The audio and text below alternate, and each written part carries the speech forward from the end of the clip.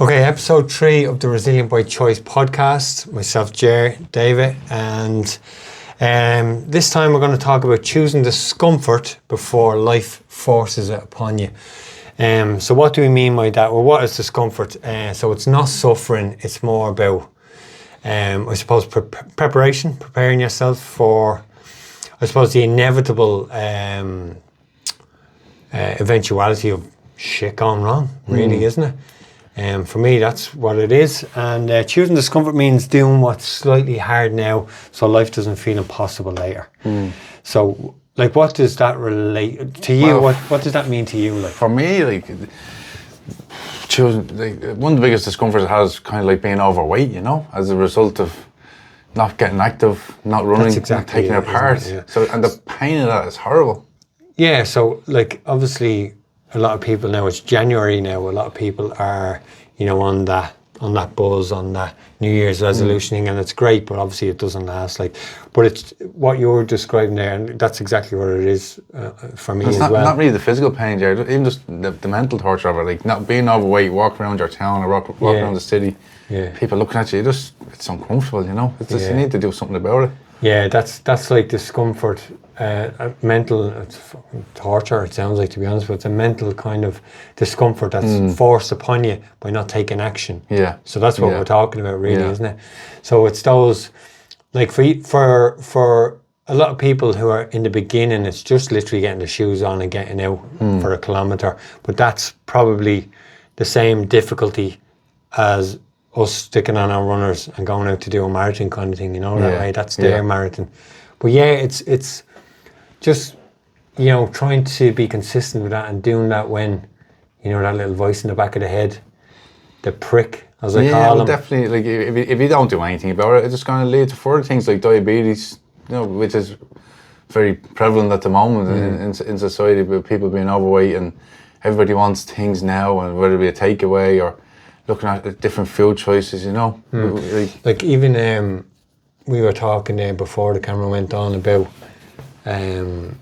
it's not just, I know I mentioned there people who are getting into it first time, but it's like, I mean, an Olympic level athlete. I was actually watching a deadly thing, actually, that's just at the pop into my head. What's his name? Michael Phelps, you know Michael Phelps? Yep. So he's like swimmer, all-time record holder for gold medals at the Olympics. I think he's the only person to ever win 8 gold medals at the Olympics. Insane. And he's talking about, you know, he struggles to literally get up and get out and do his swim or whatever it is on that day. Like, so it's literally not just that person, you know what I mean, who's overweight and all that kind of stuff, getting out for the first time, all this. At that level of person, it's right to the top, isn't it? Like, it's crazy. It's mad to think that someone like him has that same thing that we go through, like as mere mortals compared to him, you know. It's mad how the mind works. I've seen different lads at work, you know, they're coming. I'm 50, just over 50 now, and lads the same age as myself, and they get to that age and they're saying, like, why would you bother go running? Why, you know, I'm getting old now, I'm going to start winding down, I'm on the back end of life, I'm just going to take it easy, you know, like, that's like, start taking it easy after 50 and sitting down like that. To me is the opposite of what they should be doing. As a, you know, obviously I have the advantage of being like a personal trainer, fitness trainer since I've been a child, pretty much. So I know the dangers in that, like, you know what I mean?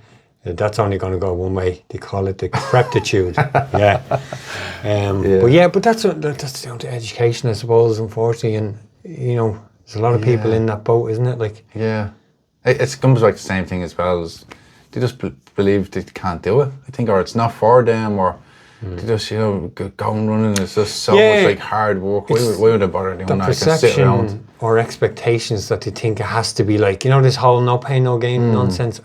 Oh man, I hate that crap. But that's, maybe because that's what has been taught across the 80s and 90s, like, you know, people flogging themselves. I mean, you even see it now, like, even in the likes of high rocks and that kind of stuff, you know, and that phrase, like, obviously no pain, no gain, or what is it, train hard, race easy kind of thing. I mean, for me, it should be the opposite way around, like, train easy, race hard, like. Anyway, other things like, you know, winter training, doing it when it's inconvenient, when there's nobody around, nobody watching. There's no medals. There's no T-shirts. It's that kind of thing as well, isn't it? Yeah.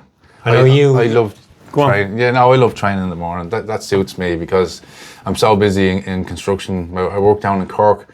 I'm traveling. I could be traveling 2 minutes to work. I could be traveling an hour to work. You know, and I can obviously you're down in Cork now, and it's the weather down there. It's like a different climate down there too. Yeah, I know it's cold and it's icy up here and all, but when it's Cork, oh man, that's different weather altogether. It's 1 or 2 degrees colder where I am. I'm in the highest village in Ireland. But yeah, getting up, getting out. I can remember training for what was that? I think it was just training for my first Ironman actually. Because I remember speaking to somebody about it. But anyway, obviously working hard in terms of I'd be trying to get my training done before work, but my work started at, I think it started at 6, so I was trying to get training done, getting up at 6 3. in the evening or 6 in the morning? 6 in the morning. So right. I'm training at from 3 in the morning. Okay. And I remember being out on the bike. It's the middle of the night, like, you know what I mean? And it's in winter. Didn't have a turbo. So I'm out on the bike 3, 4 in the morning, trying to get 60k or That's something mad. done. And obviously, I love the smart trainer. You know, it's life changing. Especially with Swift now or any other apps you could use to train indoors is completely different. Yeah, it changes the game. But like even then, so back then, it's like you're still choosing discomforts, you know that way? Yeah. I can remember I forgot my gloves or I had no gloves or something. I was on the bike. Obviously, in the middle of the night, it's different cold as well. Like, and I remember coming down, where was it? It's just coming down off up past the airport. You keep going up past the airport. Donabate and all, it's coming down from Donabate. No gloves and literally crying with the pain in my hands. Couldn't, like, it was just beyond painful. No, not sobbing around, just the tears are rolling down my face and freezing, like, you know. And I remember even just getting into a garage. There's a garage up on that road, and getting, do you know, the disposable gloves for the petrol? Yes. Just anything just to try and break a bit of wind, and outrageous stuff, like ridiculous, stupid stuff, like, you know what I mean? That's suffering and that's unnecessary, do you know that way? Yeah. But still willing to, you know. And in the absence of not having a smart trainer, you still got your training in. You still decide to get up in the morning. That's what I and mean. Get out it's there, choosing that discomfort. Now that was definitely tipping into suffering, and that's not what I recommend or what I'm telling people to do or advising. Like I'm advising, you know, choose a bit of discomfort, not that carry on. But God, that still sticks with me. That was horrendous. Yeah, but that's what it is. But another one then, you know, boredom. You know, is harder than pain. So what I'm talking about there is like, do you ever get it? You're doing a long session, you know that way, and it's like, whether it's, you know, outdoors, treadmills, whatever it is, and you just that little voice on the shoulder and the back of the head is like, you know, it's boring, it's not sexy, it's like there's nobody there again watching you, but it still has to get done, you know that way, and it's choosing that discomfort, that mental discomfort, and they're not physically difficult, like, you know that way, it's just long and it's boring and it's time consuming, but it's choosing that kind of discomfort over, like, you know, leaving it for later, leaving it for another day, like, you know that way. You may never get to doing it later. Well, I try to start out my day when I go running in the mornings. Like, I work in construction, like I said, and I try to plan out my whole day. So I don't truly find that it just be. I know really boring in that sense. Do you know what I mean? I try to use the time wisely that I have while I'm out there, to get the job done. So my head doesn't wander, because if I don't, my head can be like dull airing sometimes, and be all crazy stuff going on. I actually had it this morning. I was obviously I've just finished mission 60 here, so I'm all kinds of tired. Like, my body is just, it's not mine at the moment, you know that way. So that'll take a bit of time to come back. But like, I can still run, you know that way. And I ran yesterday 10k with the gang in the morning. It's like a 7:30 start. Now I don't like running early. I like getting more sleep. I choose more sleep at the moment. Recovery. Over the last couple of years, I've definitely chose, as opposed to getting up at 3 in the morning like a tick. Yeah. But yesterday I got up, done the session. It was grand, you know that way. And then that was in the back of my head, like, you know, just turn around and go home, like telling me I'm tired, kind of thing. And that's all it was. I was bored and a little bit tired, but I wasn't struggling, you know that way. So it's just like trying to say to that voice, like, you know, I'm grand here, like, and get on with it, like, you know, that way. Versus today, I ran a game with them again, 7:30 this morning, and my plan was to do 10K, and I finished it, like, but it was different level, like, you know, that way. And to turn around early, I could forgive myself today, you know, that way. Yeah. So it's recognising that and realising that, but it's not giving in to that kind of... Like, there has to be a fine balance between, like, your body's going it's through knowing fatigue that balance. now. It's knowing fatigue. the difference. Let's be honest. You're going through, like, it's fatigue. Today was different than yesterday, but yesterday was kind of... it's fatigue, it's tired and boredom, you know, where it's like, I just go home, you've done enough kind of thing. Versus today was a different level altogether. You know, it's not boredom. I should kind of really cut this short, and I did a bit, like, you know, that way. I think I done 9K instead of 10, but I was only like, I think 4K into it before I realised, oh, this was a real struggle. Yes. The extra half a K kind of thing, then there's no point in going on 500 meters. Like, who are you doing this for? Like, that kind of thing. So that's a little bit different, and kind of bleeding into that as well as then. So that's kind of like, you know, if you keep pushing that, you're being a bit of a hero kind of thing, or even if outside of that, then where you kind of, you know, do too much, too hard, all those kind of hero sessions over consistency. So I'd rather choose consistency over the hero days. Do you know what I mean? That's another thing that kind of bleeds into that. And so today, you know, how do you differentiate between the hero things? Because there has to be a fine line. You need to push your body some days for that extra, to get the adaptation that you need for your improvements on your harder sessions. So how do you juggle between... I get that all the time when, you know, you're doing your marathon pace long runs or any kind of marathon pace stuff. They're difficult. They're hard. You know, that way. I can run all day. Run all day, and I've proved it in the past. Like, but when it comes to a lot shorter stuff and the higher tempo stuff, I struggle there more. So I'd rather run like a double marathon than have to do a 10K hammering it, like, you know, that way. And we like what we like. We like what we're good at. And I've done many years of training at the long, easy zone 2 kind of stuff. So it's only the last year I've kind of switched into do marathon pace stuff because I want to obviously get my But you're still adopting the 80-20 rule anyway. But still those sessions as standalone sessions are bleeding killer, like, you know, they're tough. So let's say if I have you know, a long run with marathon pace blocks in them, and it might be like let's say, I don't know, 4K at marathon pace, off for 2K or whatever, and back up, that kind of thing, or whatever it might be, if it's time-based, whatever it might be, and you're trying to bring your body up to the level of running that marathon pace for the marathon, of course, you know, that way, so you want to stretch them out over time, that kind of thing. But when I'm doing laps, let's say I'm knock out the first 2 grand, and then let's say if you forward them, you get to the third one, it's like, oh, just, you know, we'll do half of this or whatever. It's uncomfortable. We leave it at this one. Do you know that way? It's that. But no, it's just sticking with that kind of consistency over, you know, you get to where you're doing the hero session is like, you know, maybe doing extra reps or doing them faster than your marathon pace, all that kind of stuff. Do you know what I mean? It has to be prescribed. It has to be for you at your pace. And you get away with that, you know what I mean, once or twice. That's fine. But doing that all the time, that's the problem. That's where the problem is. You know, that's where. But that comes from somebody that may be uneducated, or in the sense that they haven't got a coach, or they've just gone in on. Well, do you know what it is? Or you can do it for a while. Listening to something on the internet. Or like you kind of your body fools you into thinking you can do it. You do it a couple of times. It's like that example of the person doing the 5K when they're new to running. They do 5K and they'll run it relatively hard for them if they're not used to it. And their next session is, what is it? Yeah, well, they're burnt out. Well, they do that 5K again, and they try and beat their time. Okay. And what's the next session again?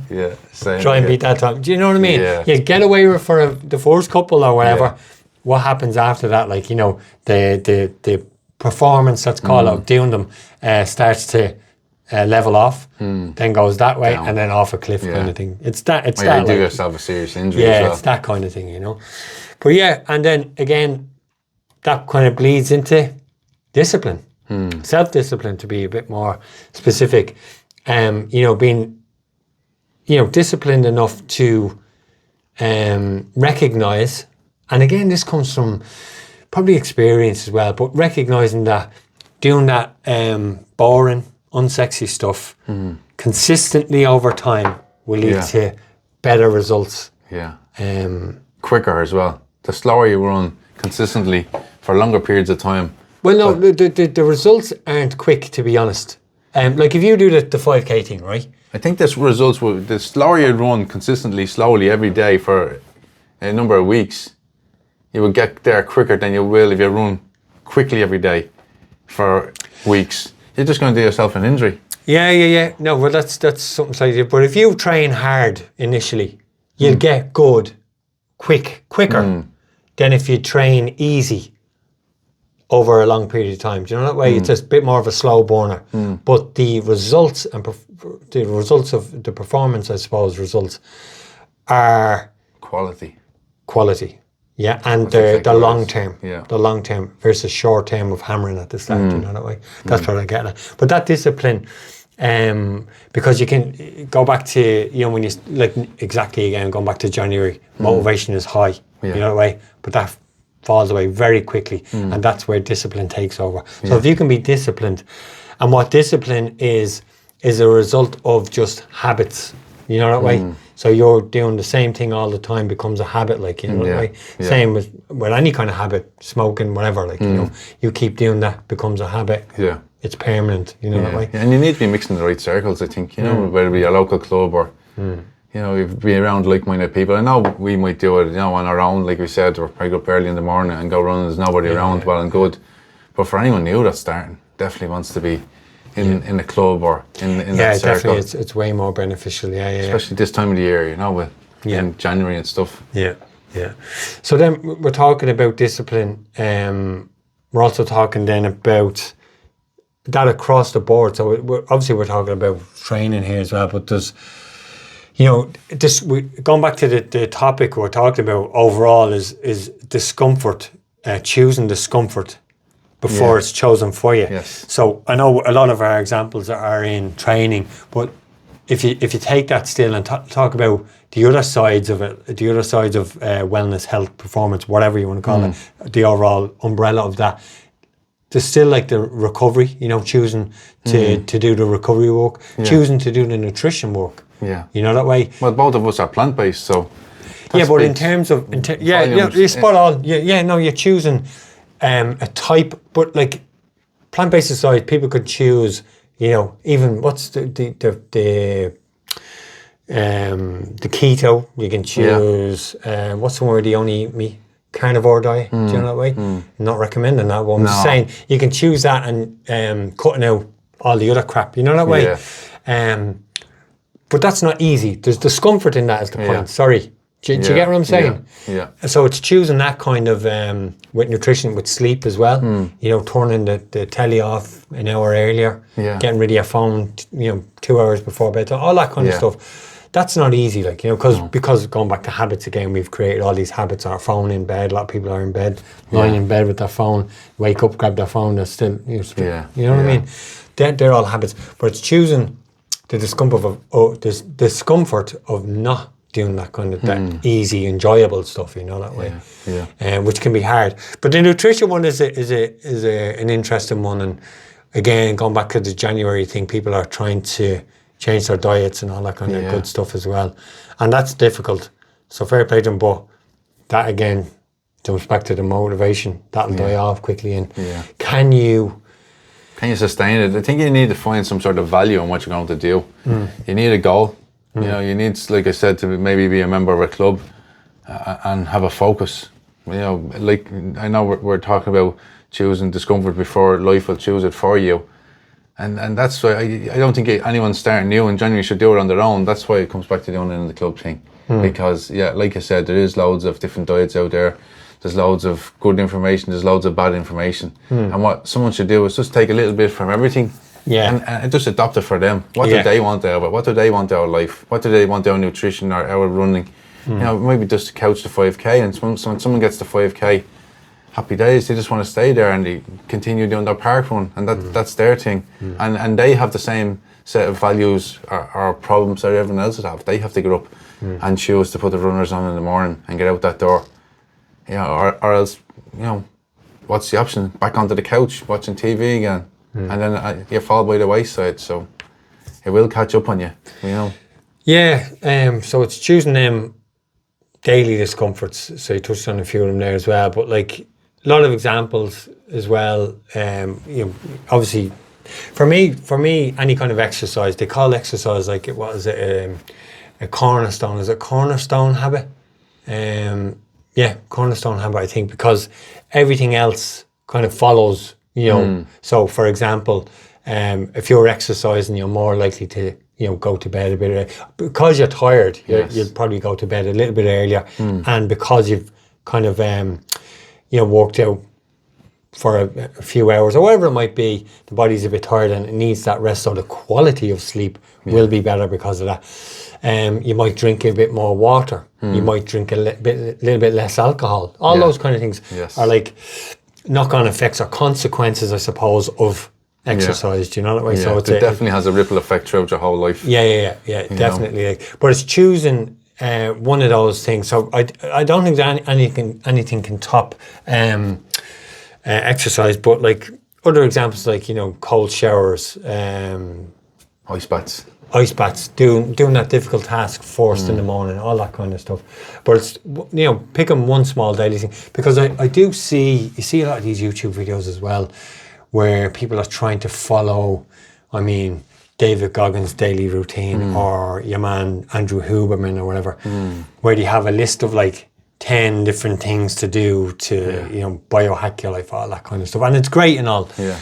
But it becomes too much after the first few days to do those 10 things. Yeah, but and like, they're burnt out. I just recommend, I read a good book, what is it called? I think it might be called That One Thing, or anyway, it's essentially about choosing one thing, nail that, and then choose another one thing, that kind of thing, you know? And improve on it. Yeah, because it can be kind of overwhelmed to do so many things, you know, in the morning and then later on again, like, and it's just, you know, it's very hard to do it, you know, all day, every day kind of thing. You take on too much, you won't accomplish anything. Like, now have a narrow focus, do one thing and polish it. Well, that one thing will stack over time, and then obviously you can add another thing to it. It's like the compound effect. Like that's a great book as well, actually. Exactly, that's exactly it, yeah. But choosing those one things. What, like, have you got one thing you're trying to add in at the moment? I'm trying to get down to my race weight. Do you know what I mean? I've been up and still like. You do 7 days fasting? No, I don't. I do. I mess around with intermittent fasting, you know. So do one meal a day later on the evening, and train what have you. But I done extended fast last week, which went on for 7 days. But I was going for 10 days. But I just you know, it got to the point where I felt in my body that you need something now. Yeah, like me earlier, you know, with that run. I knew it, and I got, like, I had great results. I think I lost nearly 5 kilos, you know, but I probably put on maybe a kilo straight after that. I mean, obviously you're gonna put on, you're not eating, you know what I mean? You're gonna carry a little bit. It's a great tool. I got great results. I'll go easy this week in a sense. I'll still do one meal a day, and getting ready. You know, the two of us have the Art O'Neill on at the end of the week, so but I'll definitely use it as a tool, and then after the Art O'Neill I'll introduce it again. I want to try, that's my goal this year. I've been up and down different weights, and I just want to get down to my race weight, somewhere around 70 or 68 kilos, or maybe 66. I'll see how my body goes and what I want to do, but that's my focus for the moment. You know, listen to anybody else that's, you know, going over 50, I have a belly, or you'll never lose weight. Anybody can lose weight, you know, and such a big influence now as well. And you hear on the internet with different people, like these weight loss drugs and stuff like that. Just get out and move your arse. Like, you're gonna be up and down. You know, but if you stay consistent at it, be honest to yourself. Don't sell yourself short. Enjoy food. Have good, honest food. I love making my own food. I make my own cashew milk. I love you making me food as well. But it's those quick fixes. They just don't. They don't work. They don't last. No. They work initially, but probably bring on more problems than Yeah. than they're And worth. no one's perfect. I'm not perfect. No one's perfect. And when you fall down, you just get back up and try it again. It is. It's all this stuff is difficult, isn't it? And that's the point of the whole conversation we're having. It's not easy for anybody. No. You know that way. So people are probably listening to us here banging out on about all these stuff, but like for me to get out this morning was difficult to do a 10K run. Like, do you know what I mean? Yeah. Obviously, I'm tired, blah blah blah. But it's always. Yeah. You know, always been difficult to get out in the mornings or to, you know, after work, all that kind of stuff. Yeah. But you choose to do it, like, you know. Yeah, I like to prepare my stuff the night before, get my runners ready, my socks, my running gear, set the alarm, you know, and then just when the alarm goes off, it's no brainer, just get up. Yeah. Don't give in to myself or another hit snooze. It's just, that's my time to get up and go training. So we're talking about the topic, again, going back to the topic, is like, you know, choosing discomfort before life chooses it for you. So what are the examples of when life chooses it for you? So we're talking like injury, we're talking like illness, we're talking, you know, like outside of Mental health. Like, yeah. So that, I mean, what I was getting at there, outside of kind of physical training and that kind of stuff, is like, you know, loss, like grief, you know what I mean? That's, you know, difficult for anybody, like, you know, when with the loss of a loved one, family member, all that kind of stuff. Yeah. So that's life choosing discomfort for you right there, you know. So what do you do? Like, but it's the work you've done beforehand. You know what I mean? All that, you choosing discomfort by doing your training, whatever it is. I know we were talking before about, you know, facing difficult decisions head on before they become bigger. So the metaphor was like, you know, I think I heard you ever heard, you know, slay the dragon kind of thing? Yeah. You know, so the metaphor is, you know, if there's a little baby dragon in the corner of your room, and obviously you're going to keep feeding it, and that's the metaphor is that's you paying attention to it all the time. Yeah. And you'll keep feeding it, and it's going to grow into this big monster of a thing, like, you know, where it's a lot more difficult to slay then. So obviously slay it while it's a little problem. So that might be, you know, having a tough conversation with somebody or whatever it might be. I know we touched on that as well. So it's facing, you know, that kind of discomfort before it becomes something bigger, like, you know. But yeah, like, I suppose we're talking about, you know, you're building resilience, obviously, is the theme of this whole podcast, you know, but you're going to build that resilience in all those kind of times in your life where you get up and do something difficult, like, so then when these things arrive, whether it's loss, you know, family loss, injury, like all that, illness, all that kind of stuff we talked about, you're a bit more prepared. You're a lot more prepared, to be fair, like, you know, like, I remember doing Mission 60 there recently, and there was a couple of people came over who ran with me who actually had cancer, like, you know, in the past and currently, and no question, I asked them the question, but their answer was absolutely no question, 100%, because of they were involved in Sabrina, it jumps out to mind here, because they were involved. I trained Sabrina for 10, 15 years before she got cancer. And because of all that, she'd be up 6 a.m. classes. She was always active. And because of that, she found it much easier to deal with, you know, having cancer, like, you know, that way. And came through it. Amazing. And she's a much better person for it, like, much stronger person for it. That gave her the tools to deal Gave her the with it tools and, that resilience to have a go at it, like, you know. But yeah, that's what we talk about when, you know, life chooses it for you, like, you know. Yeah, you're better off having those conversations, like you said, head on. You know, you're never going to be able to please everybody all of the time, you know, but if you do get the courage up and face your demons, like you said, get them out of the room and start fresh. No one can judge you from coming from an honest place, from an honest heart, you know. And there's a saying here, life will challenge you whether you're ready or not. Choosing discomfort is choosing preparation. So you're getting ready for it, like. So I think that's a strong line to close this podcast out on. What do you reckon? Yeah, definitely, yeah. Episode 3, Resilient by Choice. Done. Nice one.